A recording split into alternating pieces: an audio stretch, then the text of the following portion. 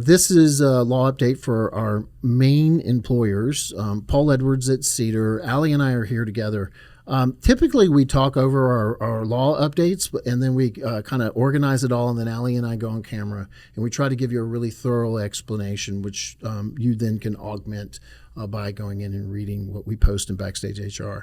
But in this instance, we had the cameras rolling when Allie first started telling me about the update in the law, and I think that you actually should hear our conversation as opposed to us doing something structured here. I know that might sound a little bit weird right now, but trust me, over the next couple of minutes, we're going to explain to you why we're going to be getting in touch, and we need to remove your drug testing policy, and all of those details are about to follow. Before we start, get me updated here. What are we talking so about? Maine's got a really interesting update to their drug testing law. I never like to hear that. Yeah, I mean, they're basically getting rid of it. So employers, Do you mean they're getting rid of drug testing?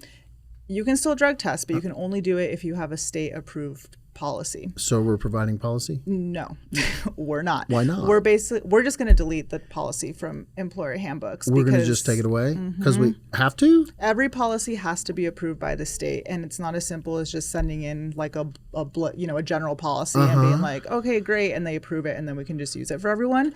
Everyone has to do it individually. Is there any insight on why Maine's making it so hard to drug test employees? There's not. That's the interesting thing. So we were actually talking about this with the Solution Center yesterday. Normally, there's some basis for this kind of stuff, right? Like there's a big issue statewide, but this is really just making it harder for employers across the board to be do able any kind of drug testing? Yeah, and I mean, like I said, they can still drug test, but they have to get that as state-approved policy first. Okay, if I can see that someone's impaired, I know they're impaired. Yeah. I mean, it's clear. And I send them out for drug testing, but I don't have this drug testing policy in place. I'm in trouble? Most likely, yeah. Wow. So, I mean, so we actually did talk about this in the SC meeting because obviously the advisors were like, so how do we handle like reasonable suspicion tickets? I mean, really based off the information that we have from the state right now, the answer is going to be follow every step that you normally Except would. for the drug do testing. the investigation, know what you saw, talk to anyone who Relieve them of witnessed duty, it. get them to stop Exactly. working. But you just stop short of actually sending them out for the test unless you are covered. Clearly the workman's comp people up there, yeah, the insurance industry didn't have any say in this, I would say. So then the other thing is each employer has to send in their policy. Who's reviewing? Like, whose job is it to review every single one of those? And I do not envy them. What else? I mean, like, so it's not just that they have to send in the policy to the state. There's also a list of requirements on the state website, and they actually have to consult with their employees in developing the policy, which is essentially just saying, how do you guys? Are y'all cool with how I'm putting this together? Yeah. Yeah. What do you do if the employees object? Do they give any direction on how you're supposed to handle that? They don't have direction on how to handle it. There is a 10-day comment period for employees. So it's open for, it's out there. And the resources on this are limited. Like I said, we don't know exactly what prompted this. But hopefully this isn't effective until the end of July. So hopefully in the coming weeks, some more information will come out that will help. But this is passed. This is signed by a governor. Yeah, no, it's going into effect July 29th. So yeah.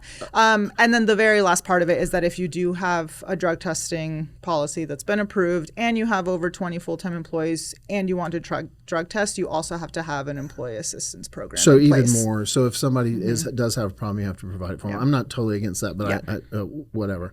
Okay. All right. So before we record this for everybody, help me again, like, because my mind's blown right now. No, but we'll go through this quickly before we get started because we really don't have a lot of answers. And yesterday in the meeting, the advisors were talking to us about this. And correct me. Let me try. Okay. We are going to go to all of our Maine members and we need to take their drug testing policy out. Correct. Because it no longer complies with state law, which has some new rules in place that include that whatever policy, the state does have a policy, right? So they have a template.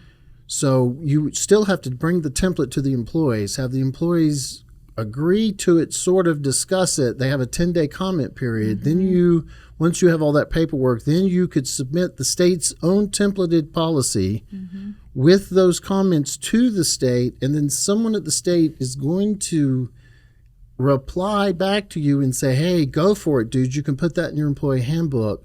And then you will have a policy in place that would allow you to drug test an employee if you thought that they were impaired. That's what so we'll need to, and the drugs and alcohol section is still there. Okay. So like all the other stuff everything is else. still there. You It's can't be just impaired. the You can't testing section that we're going to remove.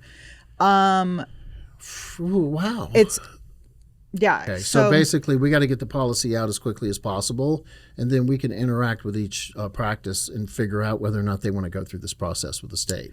And they've got to fill out the paperwork. They've got to go through the process. They've got to submit it. We can't do it for them. can't do it for them. No, we're not allowed to do it. Yeah. So everyone's going to be getting an email because we're updating their handbook, so there'll be individual emails for everyone. And we're going to put, that say, here's what you need to do if you want to drug test. Okay.